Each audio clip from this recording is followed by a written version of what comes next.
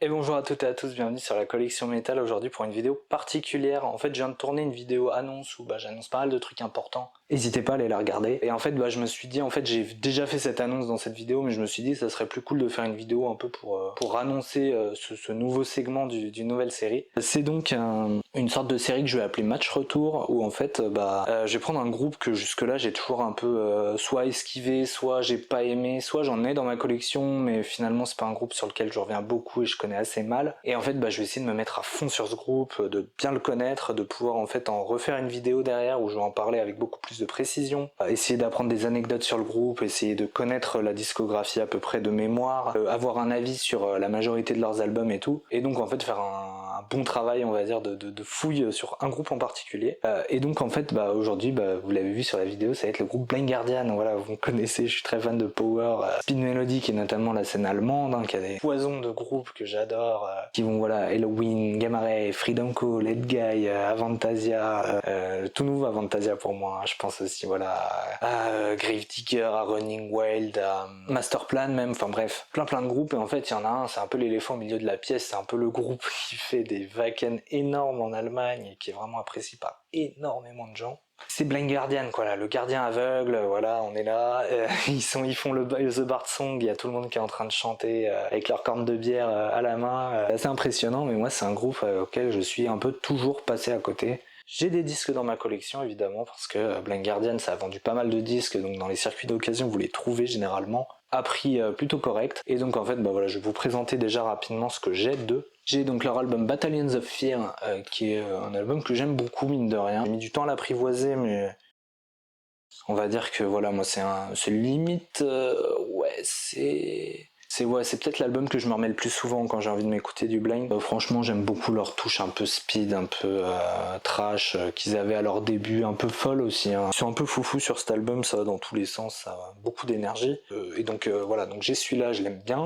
J'ai leur Nightfall in Middle Earth, donc Nightfall in Middle Earth, que j'ai un album, que j'en ai déjà parlé, mais énormément de temps à rentrer dedans, j'ai dû le réécouter plusieurs fois avant que ça rentre. J'ai évidemment été beaucoup aidé par les singles Nightfall et Mirror Mirror, qui sont des morceaux absolument incroyables, mais c'est vrai que c'est un album qui fait 1h10 je crois, peut-être quelque chose comme ça, avec des interludes entre les morceaux et tout, donc c'est un album où il faut quand même se rentrer dedans, essayer de se laisser plonger dans la magie du groupe, et c'est pas un exercice qui est facile, quoi. En plus moi le Seigneur des Anneaux, j'aime bien, mais j'ai pas non plus été percé dedans, quoi, donc je pense que j'avais peut-être pas cette fibre là qui fait que certaines personnes aiment beaucoup cet album, mais je peux quand même dire que c'est un album que j'aime beaucoup. En plus je me souviens quand je l'avais acheté, c'était chez Sabertooth, le disquaire marseillais, un gars super sympa avec qui j'avais parlé pendant une bonne heure et demie de métal. Il avait des anecdotes absolument folles sur Metallica et surtout sur Morbid Angel. Donc voilà, un passionné comme on n'en fait plus, un gros fan de Motorhead. Et j'avais acheté cet album et un autre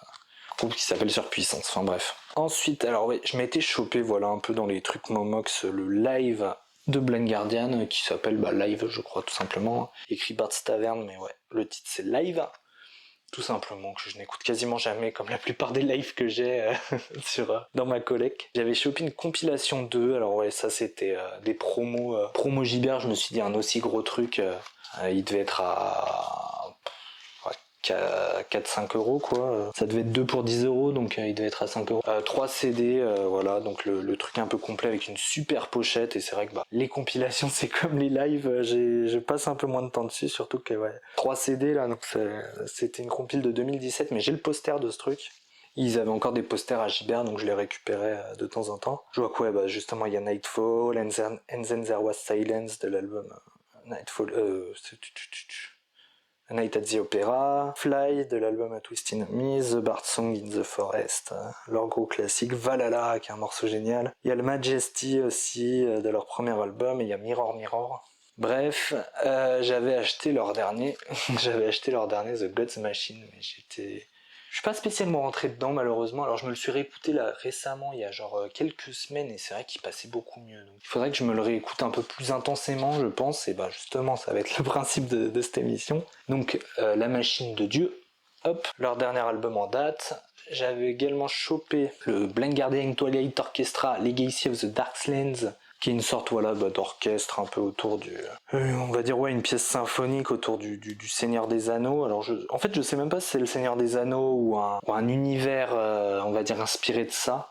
Mais voilà, en tout cas, bon, c'est pas un truc qui m'a énormément parlé, mais pareil, c'était en promo, et puis je cherchais à choper du power allemand à l'époque. Donc voilà, mais ça j'ai jamais trop accroché. Et ça c'est mon tout premier album de Blind Guardian que j'avais chopé à la Fnac. Et d'ailleurs, je crois qu'il y a encore le prix derrière. La dernière fois que je l'ai écouté, je m'en suis rendu compte que je l'avais conservé. C'était, voilà, à 7€.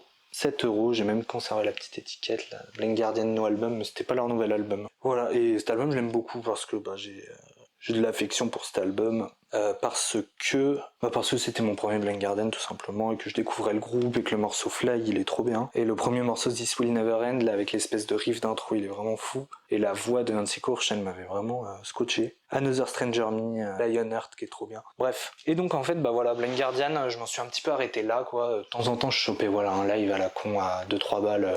Qui était bien bradé, mais j'ai jamais vraiment passé le pas sur le groupe, et en fait je me dis qu'en fait vu que j'aime beaucoup le power allemand, que je commence à bien m'y connaître et tout, je trouve que c'est dommage quand même que je sois passé à côté du groupe, donc je lui ai filé une énorme seconde chance, et je vous avoue que je suis assez confiant sur le groupe pour qu'il me plaise. Faut vraiment que je rentre dedans, et du coup qu'est-ce que j'ai fait, je suis passé sur Momox et j'ai commandé pas mal de disques on va dire ces derniers mois. En gros dès que j'en voyais un qui était pas trop cher, je le prenais. Et en fait je me le mettais de côté, voilà, je voulais pas présenter dans les collections update parce que je me suis fait une petite pile de Blind Guardian en prévision de cette série. Et là je pense qu'on commence à être bon. Alors déjà j'ai chopé le Tokyo Tales qui est un live. Voilà, donc ça va me permettre de le mettre en comparaison avec l'autre live que j'ai, de bien mieux les écouter, et de me faire un peu une idée de qu'est-ce qu'apportent ces deux disques live dans leur discographie, si c'est intéressant. Après voilà, les groupes ils sont souvent un kiff de faire leur live au Japon, en mode gros flex, on est au Japon. J'ai chopé le At the Edge of Time en édition limitée. Voilà, pareil, pas cher, hein. Pour une édition limitée c'est cool. Alors, il y a un deuxième CD avec des versions démo et des versions pré-production.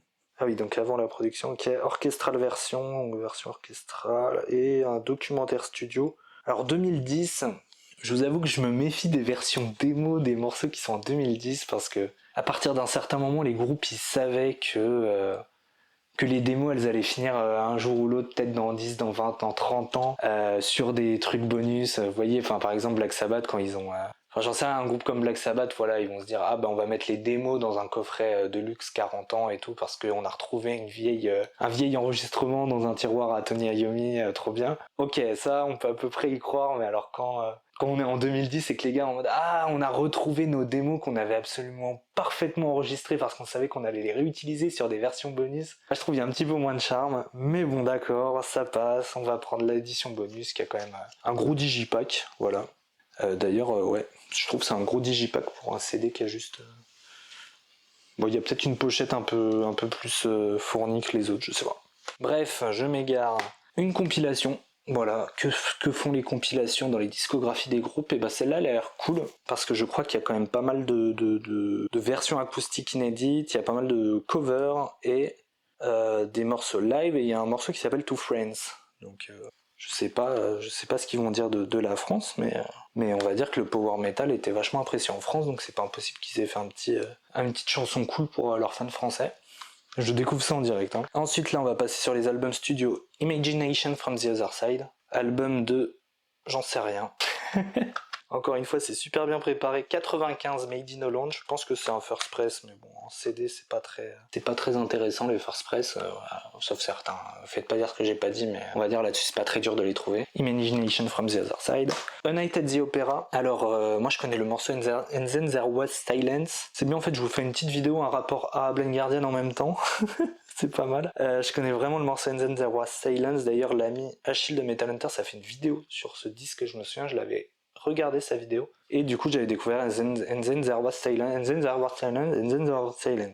Album de 2002 ou 2001, je sais plus, 2001 je crois. Il écrit les deux dates, donc je sais pas, mais en tout cas album où ils ont commencé un peu à arrêter, je crois, hein, il me semble, leur power un peu direct, ils sont partis sur des trucs un peu plus prog, un peu plus chiadés, voilà. Donc qu'est-ce que je peux dire, album qui va probablement être une clé de ma compréhension de la carrière de Blind Guardian, je pense.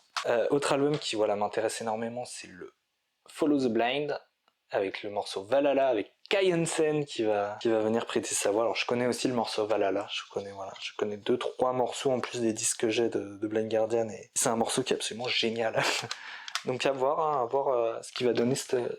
D'ailleurs, il me semble que ce morceau, ils l'aimaient pas trop au début et au final c'est un de leurs plus gros succès. Il me semble que j'ai cette anecdote dans le fond de ma tête, mais je confonds peut-être avec un autre groupe, un autre morceau, mais il me semble qu'il y avait quelque chose comme ça. Donc voilà, on va voir ce que ça donne. Je vois qu'il y a un morceau, Don't Break the Circle, CD bonus. Donc en gros, la version vinyle n'a même pas ce morceau, c'est ça? Je sais pas. Bon, on verra.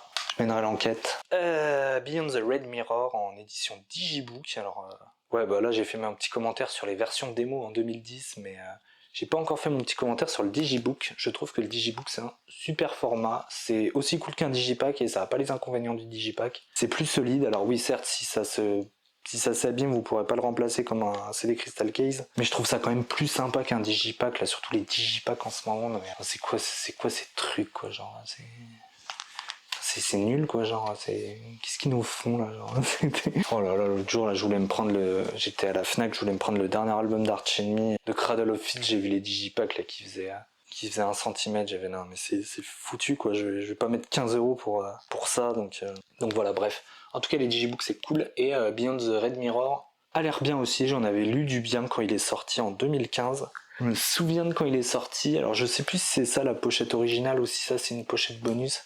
Mais il me semble que c'était peut-être certains chroniqueurs que j'avais lu à l'époque qui en disaient beaucoup de bien. Donc un peu hâte de voir ça. Alors là, je sais plus si c'est l'ami Ewen, mais je crois que c'est pas le seul, mais peut-être le préféré de pas mal. Somewhere Far Beyond, je pouvais pas passer à côté, je l'ai pas mal lu, quand j'avais parlé de Blind Guardian, j'ai pas mal lu ce nom-là, donc à mon avis c'est pas un album qui laisse indifférent. On va voir. On finit avec un Tales from the Twilight World, voilà, avec des pochettes faites par Andreas Marshall qui a fait le premier album de Hammerfall aussi, et le deuxième, et le troisième. Mais bref, voilà, donc en gros, ouais, le principe de cette émission, ça va vraiment être... Bon alors là, en vrai, j'ai un peu déconné à acheter plein d'albums du groupe, mais en gros, ouais, ça va être un peu de me focus sur ce groupe, d'essayer d'en apprendre des choses, d'essayer de pouvoir en parler de manière un peu plus précise que ce que je fais actuellement. J'ai vraiment envie, voilà, de découvrir bien ce groupe Blind Guardian pour pouvoir, voilà, le recontextualiser avec tous ces petits copains du power, du speed mélodique allemand, et ben en fait ça va passer par l'étude de beaucoup d'albums, et aussi ce que je vais essayer de faire, c'est d'aller écouter les albums que j'ai pas là. Je sais pas s'il m'en manque, il m'en manque peut-être deux ou trois. L'objectif ça va être, voilà, essayer de me focus un peu sur les lives, les compilations que j'ai, tous les albums, et puis s'il y en a que j'ai pas, j'irai aller les écouter sur YouTube, sur Spotify, autant de fois que les autres, à essayer de m'en faire une idée. Et le but ça va de faire une belle vidéo récapitulative de comment je me suis enfoncé dans Blind Guardian, comment j'ai réussi, voilà, à faire évoluer mon rapport à ce groupe, à essayer de découvrir des anecdotes, à essayer de creuser un peu tout ça. Et je vous en dirai des nouvelles. En fait, je suis assez impatient parce que ça se trouve à la fin, je vais vous dire, je peux vous affirmer que Blind Guardian, c'est vraiment pas un de mes groupes préférés de power allemand. Ou alors je vais vous dire, ça se trouve, en fait, j'adore ce groupe, je sais pas comment j'ai fait pour passer à côté, donc moi je suis quasiment sûr que ça va être assez positif, hein, parce que voilà, quand vous mettez du temps sur un groupe, que vous investissez du temps sur des albums et tout, souvent en fait vous allez découvrir des choses qui sont cool. Et je vais essayer de vous parler de tout ça. Voilà, la vidéo elle devrait sortir, je pense, vers juillet malheureusement. Mais en tout cas, si vous voulez un peu suivre l'effort avec moi, n'hésitez pas à vous remettre un peu dans du Blind Guardian, et je vous ferai une grosse vidéo récapitulative de tout ce que j'ai pu découvrir. J'ai déjà une autre vidéo qui est prévue sur un autre groupe. Ça va être du black metal cette fois, et voilà. Et aussi je vais potentiellement faire une sur Dream Evil aussi. En fait j'avais présenté 6 albums de Dream Evil dans mes collections update, et en fait je me dis ça serait cool que je vous fasse un petit récapitulatif de tous les albums, donc je vous ferai aussi sûrement une vidéo là-dessus. Je sais pas si je ferai aussi une vidéo genre match retour Dream Evil ou quoi, mais bref. En tout cas, merci d'avoir regardé cette vidéo. N'hésitez pas à mettre un petit like, un commentaire, à donner votre Blind Guardian préféré, à me dire attention celui-là il est nul, ou alors attention celui-là il est génial, t'as pas intérêt à en dire du mal. N'hésitez pas à me dire ça. N'hésitez pas à mettre un petit like, à vous abonner si ça vous a plu. Et puis on se dit à très bientôt pour une nouvelle vidéo. Allez, ciao!